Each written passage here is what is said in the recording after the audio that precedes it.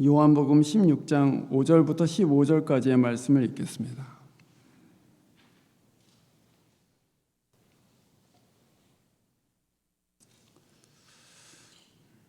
그러나 나는 지금 나를 보내신 분에게로 간다. 그런데 너희 가운데서 아무도 나더러 어디로 가느냐고 묻는 사람이 없고, 도리어 내가 한 말 때문에 너희 마음에는 슬픔이 가득 찼다.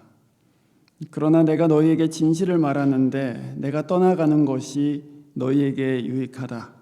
내가 떠나가지 않으면 보혜사가 너희에게로 오시지 않을 것이다. 그러나 내가 가면 보혜사를 너희에게 보내주겠다. 그가 오시면 죄와 의와 심판에 대하여 세상의 잘못을 깨우치실 것이다. 죄에 대하여서 깨우친다고 하는 것은 세상 사람들이 나를 믿지 않기 때문이요, 의에 대하여 깨우친다고 하는 것은 내가 아버지께로 가고 너희가 나를 더 이상 못 볼 것이기 때문이요, 심판에 대하여 깨우친다고 함은 이 세상의 통치자가 심판을 받았기 때문이다. 아직도 내가 너희에게 할 말이 많으나 너희가 지금은 감당하지 못한다. 그러나 그분 곧 진리의 영이 오시면 그가 너희를 모든 진리 가운데로 인도하실 것이다. 그는 자기 마음대로 말씀하시지 않으시고 듣는 것만 알려주실 것이요, 앞으로 올 일들을 너희에게 알려주실 것이다. 또 그는 나를 영광되게 하실 것이다. 그가 나의 것을 받아서 너희에게 알려주실 것이기 때문이다. 아버지께서 가지신 것은 다 나의 것이다. 그렇기 때문에 내가 성령이 나의 것을 받아서 너희에게 알려주실 것이라고 말한 것이다. 아멘. 기도하겠습니다.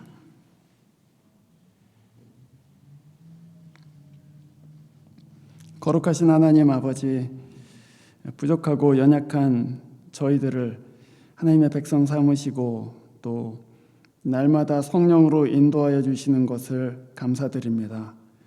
예배하는 심령 가운데에 하나님 높이고자 하는 마음, 또 하나님께 간절한 마음 주셔서 이 예배가 하나님께 받으실 만한 예배가 되게 해주시고, 특별히 오늘 요한복음 16장의 말씀으로 하나님의 은혜를 받고자 합니다. 주님께서 저희의 생각을 주장해 주시고 또 마음밭을 새롭게 해주셔서 그 말씀 가운데 참여하고 또한 그 말씀이 의도하시는 바를 우리 삶 가운데 이루고 열매 맺는 시간 되도록 도와주십시오. 주 예수 그리스도 이름으로 기도합니다. 아멘. 오늘 본문에 보면은 예수님께서 당신의 일하고 또 성령의 일을 구분해서 말씀하고 계시는 것을 보게 되죠. 우리가 믿는 하나님은 삼위일체 하나님이십니다. 그 삼위 성부, 성자, 성령이 모든 구원의 일에 함께 동참하시고 또 그것을 함께 이루시는 분이신데, 그러나 각자의 역할은 또 달라요. 성령과 성자의 역할이 다르죠. 성령이 우리를 위해서 십자가 지셨다 이렇게 말하지 않습니다. 또 성자가 우리에게 선물로 부어졌다 이렇게 말하지도 않습니다. 또 하나님이 십자가를 지셨다 이렇게 말하지도 않습니다. 그래서 구원의 일에 있어서 성부, 성자, 성령이 함께 역사하시고 또 함께 일하시는 것은 맞지만 그 각각의 그 삼위께서 하시는 역할은 다르다는 것을 저희들이 이 성경을 통해서 압니다. 오늘 십자가를 앞에 두고 그리스도께서는 이 십자가를 향해서 나아가시면서 제자들에게 내가 가는 것이 너희에게는 오히려 유익이다 이렇게 말씀하세요. 제자들은 두려워서 떨고 있습니다. 어떻게 해야 되나 하는 그런 근심 가운데 있는데 주님께서는 오히려 내가 가는 것이 더 유익인데 그 이유는 성령이 오실 것이기 때문이다 이렇게 가르치고 계시죠. 왜 그런가? 왜 성령께서 오히려 오시고 그리스도께서 가시는 것이 유익한가? 그것을 아주 간단하게 여러분한테 말씀드리자면, 십자가의 구원은 우리 밖에서, 그것도 지금 우리한테는 2000년 전에 일어났고 그 일어난 구원을 성령께서는 우리의 것으로 만들어 주시기 때문입니다. 예수 그리스도께서는 십자가를 통해서 모든 믿는 사람들의 구원을 이미 이루셨습니다. 그러나 그것을 각 사람의 신자가 나의 구원으로 받아들이게 하는 분은 성령이시기 때문이죠. 그래서 성령은 하나님께서 이루신, 삼위일체 하나님께서 이루신 그 구원을 우리의 것이라고 받아들이게 하시는 그런 분이라고 저희들이 믿습니다. 그래서 주님께서는 내가 떠나가는 것이, 그리고 성령이 오시는 것이 훨씬 더 유익한 일이다. 내가 육신을 입고 너희와 계속해서 있는 것보다는 성령이 오셔서 각 사람의 신자 안에 계시고 인도하시고 또 하나님의 은혜를 깨닫게 하셔서 구원을 나의 구원으로 받아들일 수 있게 하는 것, 그것이 훨씬 더 유익하다, 이렇게 말씀하신 것이죠. 그래서 우리가 생각해 보면 예수께서는 구원을 역사 안에서 완전하게 이루시고 성령께서는 그 이루어진 구원을 우리의 것으로 취할 수 있게, 또 믿을 수 있게 해주시는구나 하는 것을 알게 됩니다. 구원을 흔히 병이 걸렸다가 병이 낫는 것으로 그렇게 비유할 수가 있죠. 사실 여러 가지 병이 있지만, 예를 들면은 당뇨병에 아주 신약이 나왔다고 생각해 보세요. 이 약 한 알만 먹으면은 당뇨병이 그냥 고쳐진다, 그런 약이 나왔다고 생각해 보십시오. 약이 개발되었다는 것 그 자체는 아주 기쁘고 좋은 일이지만, 약이 개발됐다고 해서 갑자기 다 모든 당뇨병 환자가 치유되는 것은 아닙니다. 그 약이 개발되었다는 것을 알아야 되고요. 그 약이 치료한다는 것을 믿어야 되고, 그리고 더 중요한 것은 뭐냐면은 내가 당뇨병 환자라는 것을 진단받아야 되는 것이죠. 저도 사실 몇 개월 전에 이 몸도 피곤하고 또 계속해서 하루 종일 물을 마셔도 목에 갈증이 생기고 또 체중이 갑자기 빠지고 이런 증세가 일어났습니다. 그래서 이거 당뇨병 아니야? 그런 생각을 했어요. 근데 의사를 찾아가기가 진짜 싫은 거예요. 생각해 보니까 당뇨병 걸리면은 단 거 못 먹잖아. 당뇨병 걸리면은 식단 조절해야 되니까 되게 불편하게 살아야 되잖아. 그런 이상한 두려움이 이제 저 안에 들어와 갖고는, 이거 혈액 검사하면 금방 알 수 있는 거를 차일피일 미루고 아닐 수도 있고 길 수도 있고 이런 생각을 하고 있는 거죠. 물론 가서 검사를 해보니까 이제 나이가 나이니까 좀 조심하세요, 이런 얘기를 듣긴 했지만, 사람의 마음이 그렇죠. 진단 받기 전까지는 환자라는 생각 잘 못하게 됩니다. 그래서 중요한 거는 그거죠. 구원을 어떤 신약이 개발된 것에 비유하자면, 신약이 개발됐다고 해서 병이 낫지 않는 것처럼 구원이 예수 그리스도를 통해서 이루어졌다고 해서 모든 죄인들이 갑자기 구원을 받는 것은 아니라는 말씀입니다. 진단을 받아야 돼요. 내가 병들었구나, 내가 부서졌구나, 내가 아프구나 하는 진단을 받고 내가 지금 약이 필요하구나 하는 마음이 그 환자 안에 들지 않는 한은 아무리 신약이 개발되면 뭐합니까? 그 약을 먹지 않는데, 그렇죠? 오늘 예수님께서는 진리의 성령이 오시면은 우리에게 세 가지의 것을 책망하신다, 이렇게 말씀하셨습니다. 8절에 보시면 그가 오시면 죄와 의와 심판에 대하여 세상의 잘못을 깨우치실 것이다, 이렇게 돼 있어요. 근데 여러분 잘 읽으셔야 됩니다. 7절에 보시면은 성령은, 우리가 지금까지 배운 바와 같이 성령은 세상에 부어지는 영이 아닙니다. 7절 끝에 나와 있는 바와 같이 내가 가면 성령이 너희 가운데로, 믿는 너희들 가운데로 오실 것이다, 이렇게 말씀하셨어요. 그러니까 이 성령은 믿는 자들에게 주시는 하나님의 선물이죠. 그런데 8절에 보면 세상의 잘못을 깨우치실 것이다, 이렇게 말씀하셨단 말이에요. 그러니까 그것은 성령께서 세상 사람들을 깨우치신다는 말이 아닙니다. 성령께서 우리 안에 있는 세상을 책망하실 것이다, 그 얘기입니다.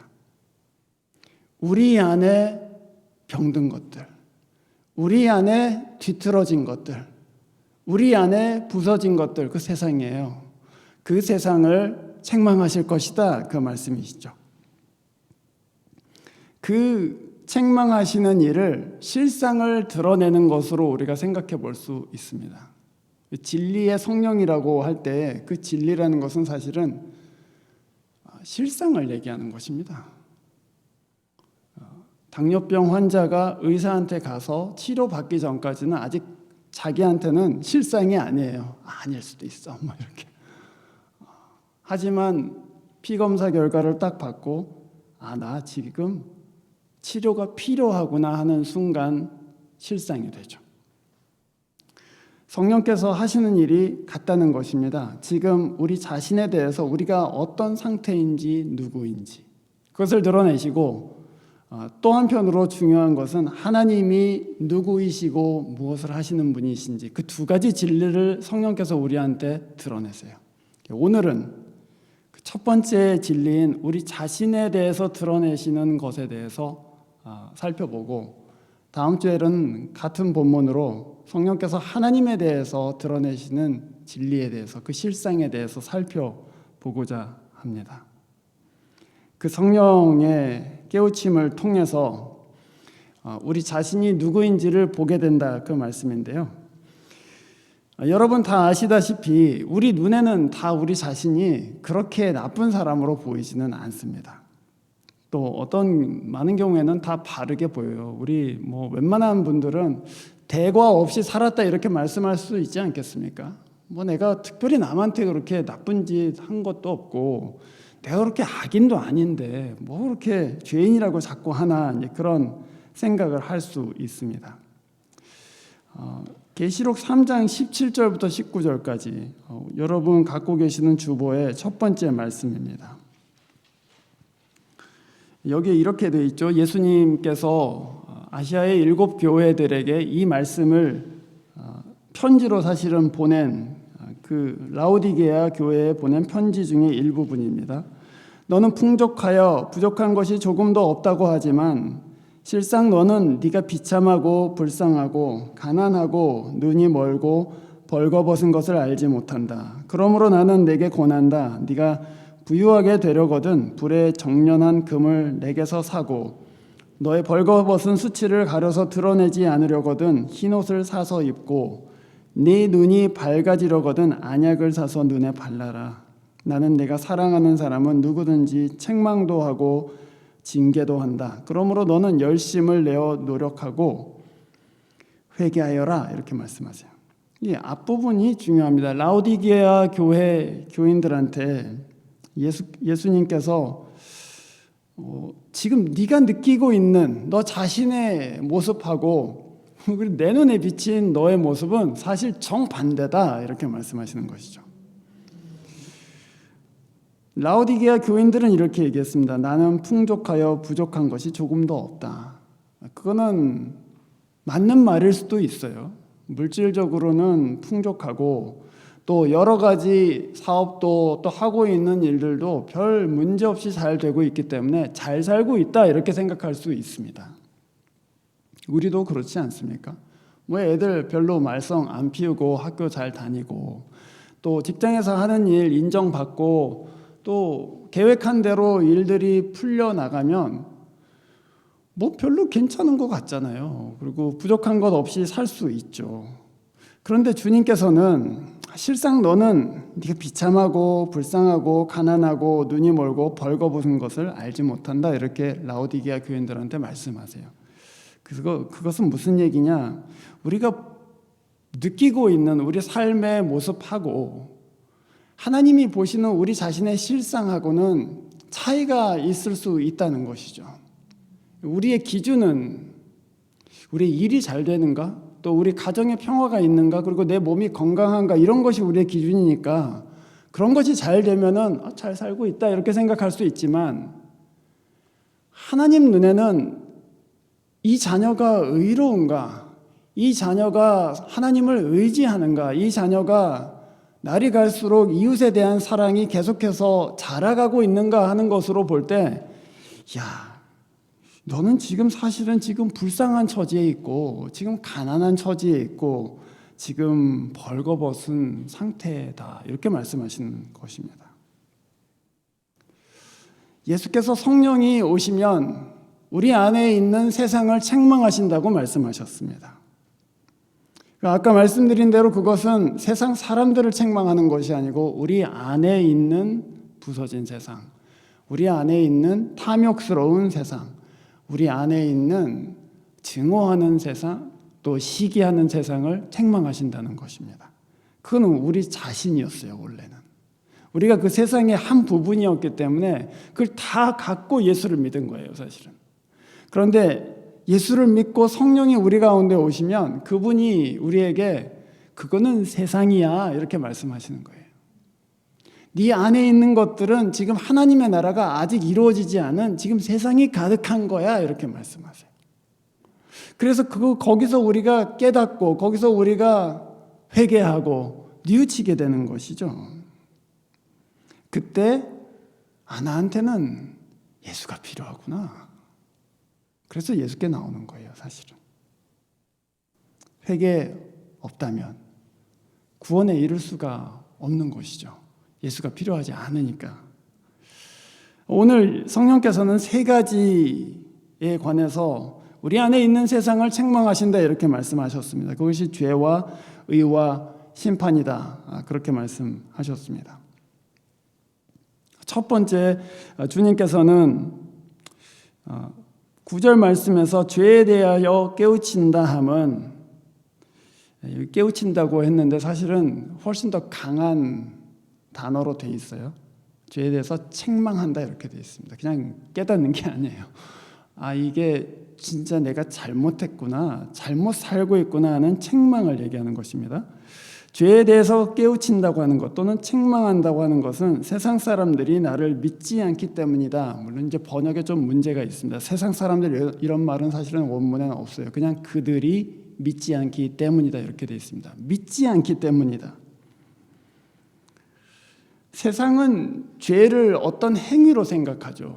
그래서 남의 물건을 훔쳤다거나 또는 남을 해코지한다거나 또는 남을 뒤에서 욕한다거나 이런 것들을 죄로 생각합니다. 그것들도 물론 죄입니다. 도덕적인 죄가 분명해요. 그런데 성령께서 우리에게 책망하실 때, 죄에 대해서 책망하실 때 그 죄의 내용이라는 것이 그런 행위들을 얘기하는 것이 아니고 예수를 믿지 않는 것을 책망하신다 이렇게 말씀하세요. 그거는 설명이 필요합니다. 예수를 믿지 않는 게 왜 죄냐?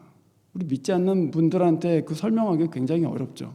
왜냐하면 그것이 성령께서 하시는 일이기 때문입니다. 그런데 이렇게 생각을 해보세요.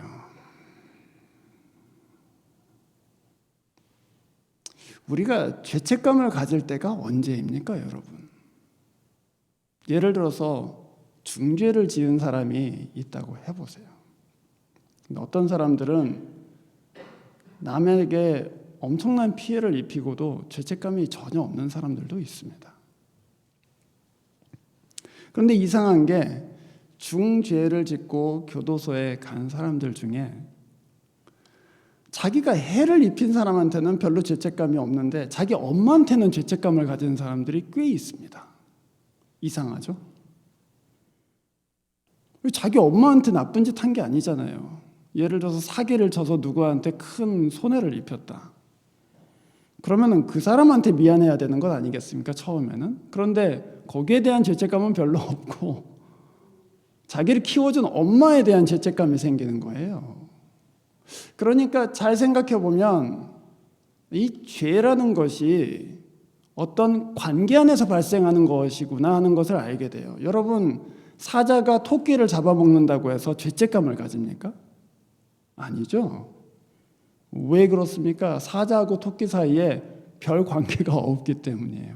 무슨 언약 관계라든지 이웃의 관계라든지 그런 게 없어요. 그냥 동물들은 아무 관계 없이 이 세상 안에 있어요. 그러나 우리는 모든 사람하고 어떤 관계에 있는데 특별히 나를 사랑하는 사람과 나 사이에는 어떤 책임이 발생해요. 기대가 발생해요. 그래서 내 사기로 인해서 피해를 입은 어떤 사람에게는 죄책감이 전혀 없을 수 있습니다. 그 사람 주관적으로는. 그런데 이상하게도 또 나를 사랑했던 엄마의 마음을 아프게 한 것에 대해서는 죄책감이 든단 말이에요.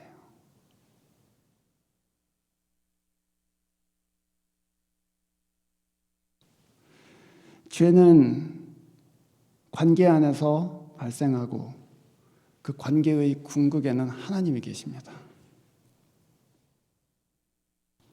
성령께서 우리의 죄를 책망하실 때 그냥 너 이거 했으니까 지금 나쁜 사람이야 이렇게 책망하시는 것이 아닙니다. 사실은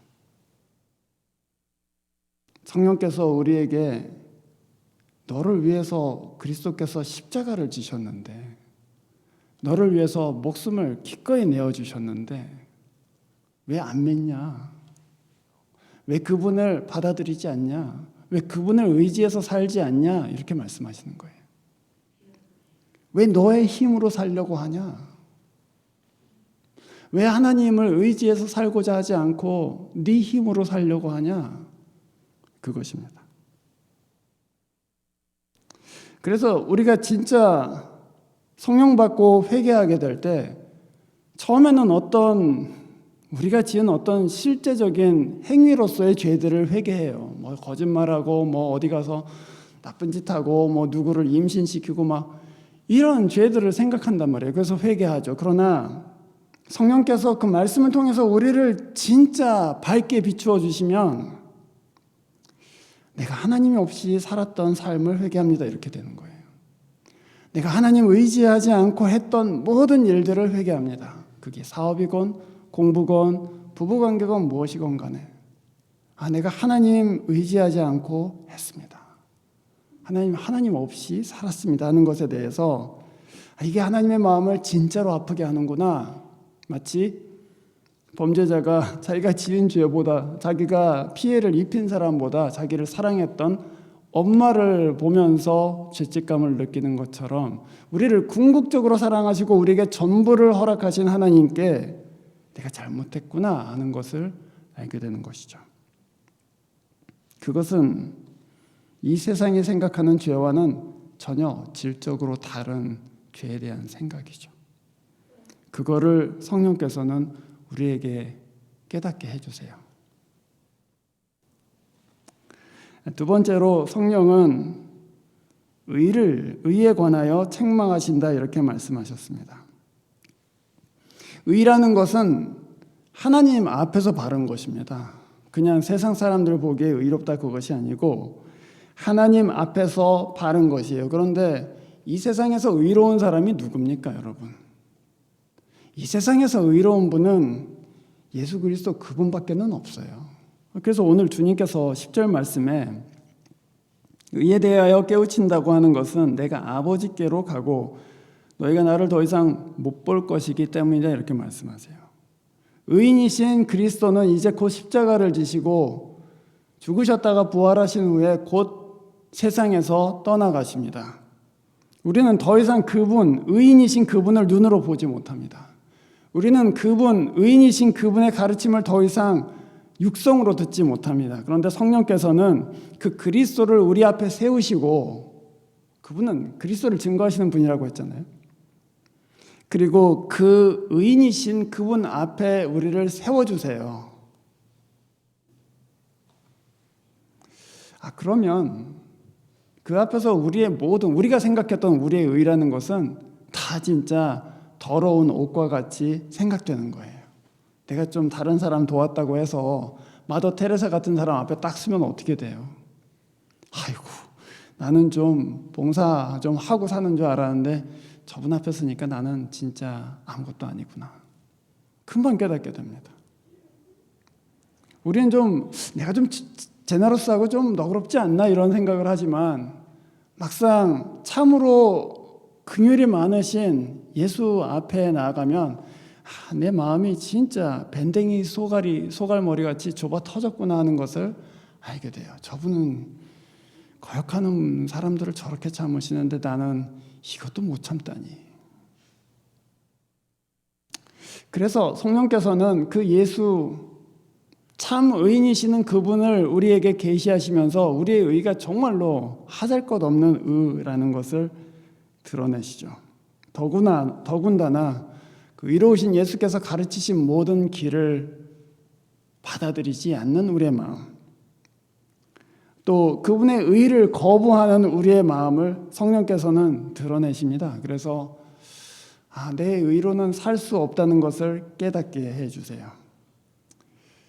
성령께서 우리에게 죄와 의에 대해서 이와 같이 책망하시고 진짜 하나님 앞에서의 죄와 의를 드러내시기 시작하면 당연히 세 번째 내용인 심판에 대해서도 다르게 생각할 수밖에 없어집니다. 11절 말씀에 심판에 대해서 깨우친다고 하는 것은 이 세상의 통치자가 심판을 받았기 때문이다. 이 세상의 통치자, 세상의 왕이 심판을 받았다, 그렇게 말씀하셨습니다. 진짜 심판자가 누굽니까? 진짜 판단하실 수 있는 분이 누구예요? 여러분, 두 사람 사이에 문제가 일어났을 때 흔히 그런 얘기 많이 들으시죠? 아무도 진실을 모른다고. 내 마음은 아무도 모른다고. 둘 다 그래요. 그러면서 내 마음을 까서 보여줄 수 있으면 모든 것이 분명하게 드러날 텐데 이렇게 얘기합니다. 사람은 심판할 수 없습니다. 물론 명확한 지점들은 있겠지만 진짜 어떤 동기에서 그 일이 일어났는지, 또 마음속에 무엇이 숨어 있는지에 대해서는 하나님만 심판하실 수 있죠. 그래서 오늘 이 세상의 통치자가 심판을 받았다 하는 말씀은 이 세상이 내렸던 심판이 심판을 받았다, 그것입니다. 우리 안에 있었던 세상, 우리가 판단의 기준이 되어서 내렸던 모든 심판에 대해서, 모든 판단에 대해서 하나님께서는 그건 잘못됐다라고 말씀하시는 거예요. 내가 기준이 되면 내 심판은 다 불의한 심판이 됩니다, 여러분. 내 도덕, 내 상식, 또 내가 생각하는 거룩, 내가 생각하는 바른 것, 내가 생각하는 바른 신앙생활, 그것을 기준으로 다른 사람들을 판단하기 시작하면 그 판단은 다 불의한 판단이 돼요. 왜냐하면 내가 불의한 사람이기 때문입니다. 하나님께서는 성령을 통해서 내 판단이 다 잘못되었다는 것을 드러내세요. 바울이 회개하기 전에 초대교회의 집사 중에 하나였던 스데반이 돌에 맞는 장면, 그 자리에 있었습니다. 근데 바울이 그것을 보면서 마땅히 여겼다, 이렇게 돼 있어요. 돌 맞아 죽는 것이 마땅하다, 그렇게 해서 원문으로 보면은 consent 이렇게 돼 있어요. 또는 agreed, completely agreed 이렇게 돼 있어요. 그게 마땅하다라고 생각했어요. 저런 놈은 죽여야지 마땅하다. 그게 하나님께 대한 의다, 이렇게 생각했어요. 심판에 동조할 뿐만 아니라 심판을 받아들인 것이죠. 그런데 다메섹 도상에서 예수를 만나고 나서 바울이 철저하게 회개하고 나서 그 스데반이 섬겼던 그 예수를 따라서 살게 됩니다. 아마 평생 부끄럽지 않았을까요? 내가 그때는 그게 의인 줄 알고 죽여도 마땅하다고 찬성표를 던졌는데 내가 참으로 불의한 판단을 했다라고 후회하지 않았겠습니까? 그뿐이 아니죠. 이 세상은 하나밖에 없는 의인이신 그리스도를 불의한 자로 몰아서 십자가에 처형시켰습니다.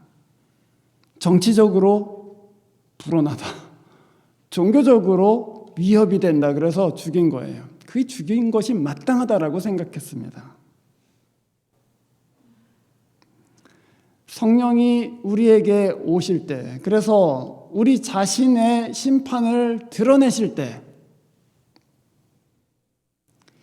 우리는 우리 이웃들에게 했던 여러 가지 판단들에 대해서 하나님께 회개할 수밖에 없을 것입니다. 하나님, 제가 판단할 수 있는 위치에 있지 않은데도 불구하고 함부로 판단했습니다. 제가 오히려 사랑하고 긍휼을 베풀어야 될 자리에서 고깝게 생각하고 판단했습니다. 이렇게 하나님 앞에 엎드릴 수밖에 없어요. 그게 성령께서 우리에게 드러내시는 우리 자신에 대한 진리입니다. 진상이죠. 성령께서 우리의 죄에 대해서, 의에 대해서, 또 우리의 심판과 판단에 대해서 책망하시기 시작하면 그 앞에 엎드릴 수밖에 없어요. 마음은 한없이 가난해질 수밖에 없고, 내가 하나님의 진노 아래 있구나 하는 것 때문에 주님의 긍휼을 구할 수밖에 없게 됩니다. 그런데 그것이 신자를 구원으로 인도해요. 마치 피 검사를 했는데 당 수치가 너무 높은데요? 지금 빨리 어떻게 약 드셔야 될 것 같은데요? 그럼 갑자기 정신이 확 나잖아요. 이거 큰일 났구나. 그 의사 말을 그냥 이렇게 귀를 쫑긋 세우고 듣잖아요. 자기 배우자가 20년 동안 얘기했던 거는 하나도 안 듣다가 갑자기 그 말이 맞네. 네, 조심해야 되겠네.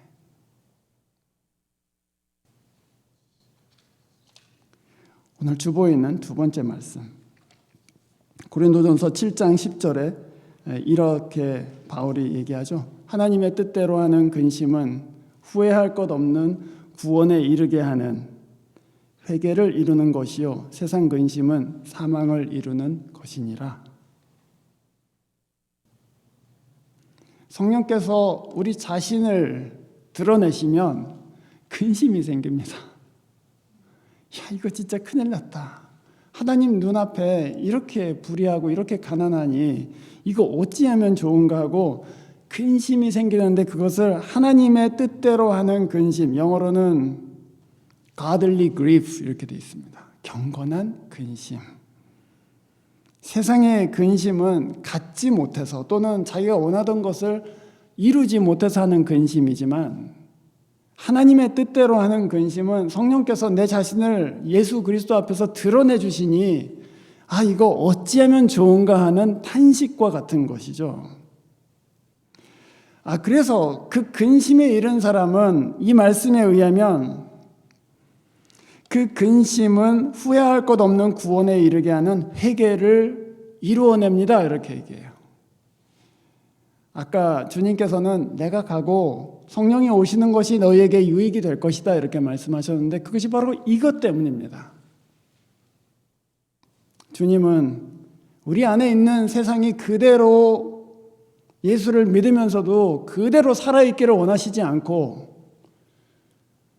네 생각과 마음에 있는 세상은 이 진리의 빛에 의해서 다 몰아내줘야 된다 하는 것을 성령을 통해서 행하시는 것이죠.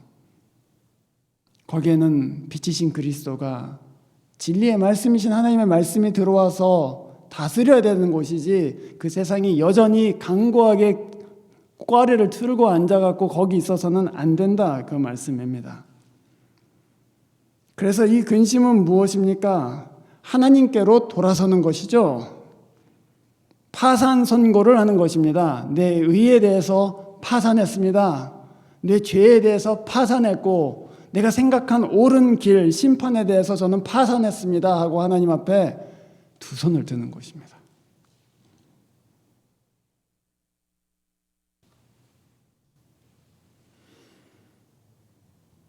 그런데 진짜 은총은 거기서부터 오는 것 같아요. 두 손을 드는 순간 구원받습니다. 기가 막힌 일이죠. 사람은 잘못했다고 하면 진짜 잘못한 거 맞아? 그리고 좀 두고 보고, 또 시간을 두고 보고 저 사과가 진정성이 있는 건지 어떤지 의심하잖아요. 그리고 받아들이기를 처음에는 거부합니다. 그런데 성령께서 우리의 마음을 비추셔서 우리가 진짜 파산한 사람임을 깨닫게 하시고, 우리가 하나님 앞에 제가 이제는 그리스도께로 돌아오겠습니다 하고 손을 들면 주님은 바로 구원해 주십니다. 십자가의 강도가 예수님 옆에서 같이 죽고 있었는데, 본문을 자세히 보면은 그 강도도 처음에는 예수님을 욕했던 것 같아요. 두 편에서 다 욕했다고 돼 있어요. 그런데 십자가형이 보통 한 6, 7시간 걸린다고 하니까 예수님이 죄인들을 위해서 기도하시는 것을 보고 고통 가운데에서 하나님께 자기 영혼을 의탁하시는 것을 보면서 이 강도 중에 한 사람의 마음이 움직인 것 같아요. 그래서 그 강도가 끝에 예수님께 죽기 직전이죠. 주여, 주께서 저를 기억해 주십시오. 그랬더니 주님이 네가 오늘 나와 함께 낙원에 있을 것이다 이렇게 말씀하세요. 조금도 주저하지를 않습니다. 네가 파산했다고 말한다면, 그래서 내 삶에 그리스도가 필요하다고 지금 손을 든다면 나는 언제나 너를 받아줄 것이다 그 얘기죠. 그게 어떻게 보면 천국은 너무나도 가까이 있고 복음은 너무나도 쉬운 것이 아니겠습니까 여러분? 손 들고 오면 누구나 받아주시겠다는데 그 문이 왜 이렇게 좁은 것이고 그 길이 왜 이렇게 험한 것이냐 이렇게 생각되실 수도 있겠지만, 성령이 우리에 오셔서 우리의 참 실상을 드러내 주시면은 그 길은 결코 좁은 길이 아니에요. 주께 손 들고 가면 주께서 받아주시는 것, 그것이 복음의 기쁨 아니겠습니까 여러분? 우리가 뭘 막 교회를 열심히 다니고 뭐 봉사를 열심히 하고 헌금을 하고 뭐 그래야지 주님께서 너의 진정을 알아보겠다 이렇게 말씀하시는 것이 아니고, 우리가 파산선고라고 하나님 앞에 손 들었을 때 바로 구원해 주시는 것, 바로 인정해 주시는 것. 우리가 읽은 계시록 3장 그 라오디게아 교회에 대한 말씀 맨 끝에 계시록 3장 22절에 이런 말씀으로 그 편지가 끝이 납니다.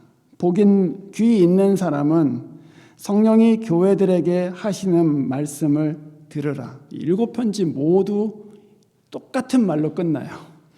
귀 있는 사람은 성령이 교회들에게 하시는 말씀을 들으라. 귀 있으시죠, 그렇죠? 우리 다 귀 있지 않습니까? 귀가 있으면 뭐합니까? 귀가 있다면 들어야 되겠다 이 말씀이죠. 그러나 성령이 교회들에게 하시는 말씀을 어디서 들을까요, 여러분? 성경 이외에는 들을 곳이 없죠. 그래서 성령께서 우리의 진상을 알게 해주시기를 원한다면, 또 다음 주일에 우리가 나누겠지만 하나님 아버지에 대한 진상을 그분이 드러내 주시기를 원한다면 성경 읽으시기를 바랍니다. 그 성경이 내 마음을 드러내실 때까지, 또 그 성경 안에서 내가 누구인지, 하나님 앞에서 내가 어떻게 서 있는지를 발견할 때까지 읽어보세요. 한 말씀에 사람이 깨어지기도 하고 주께로 돌아오기도 하는 것이죠.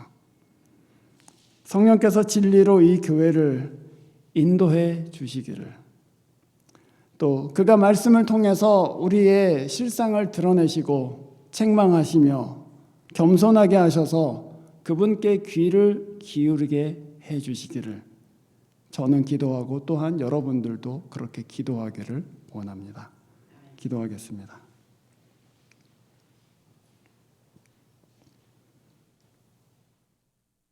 주님은 2000년 전에 십자가 위에서 우리 구원에 관한 모든 일을 다 이루시고 그 수없는 세월 동안 우리가 손들고 하나님 앞으로 오기를 기다리고 계셨습니다. 성령님, 주님께서 말씀을 통해서 저희의 연약하고 부족한 것들을 다 드러내실 때, 가난하고 헐벗고 굶주린 것을 드러내실 때 그 음성 외면하지 않고 주께로 달려갈 수 있는 믿음을 저희들에게 허락하여 주십시오. 가난한 마음으로 주님께 손을 드는 겸손함을 저희들에게 허락해 주시고, 무릎으로 주님 앞에 나아가고 하나님의 말씀을 진지하게 읽기 시작하는 그런 용기도, 그런 믿음도, 또 소망도 이 교회 가운데 허락해 주십시오. 주 예수 그리스도 이름으로 기도합니다. 아멘. 기도하겠습니다. 이제는 우리 주 예수 그리스도의 은혜와 하나님의 극진하신 사랑과 성령의 교통하심이 성령께 귀 기울이고 주께서 바르게 알려주시는 진리의 몸을 맡기는 하나님의 백성들 위해 이제와 영원토록 함께 계시기를 간절히 축원하옵나이다. 아멘.